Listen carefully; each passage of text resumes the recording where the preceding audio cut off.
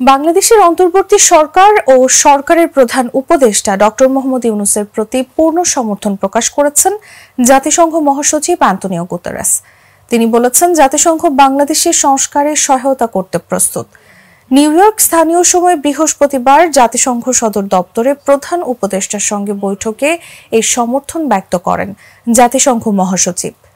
জাতিসংঘের আবাসিক টিম আপনাকে সহায়তা করতে চায় উল্লেখ করে আন্তোনিও গুতেরেস বলেন, সদ্য গৃহীত জাতিসংঘের প্যাক্ট অফ দ্য ফিউচার বাংলাদেশের জন্য অত্যন্ত প্রাসঙ্গিক এবং এর প্রণোদনামূলক অর্থায়ন দেশটির জন্য বিশেষ সহায়ক হবে।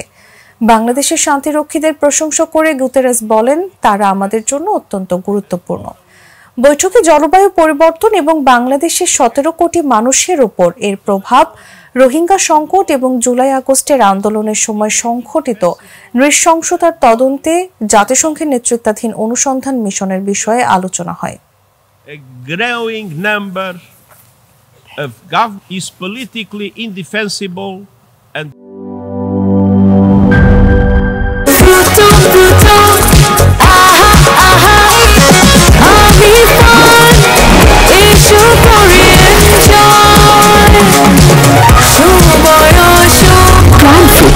শরীর আসনে ফুটময়।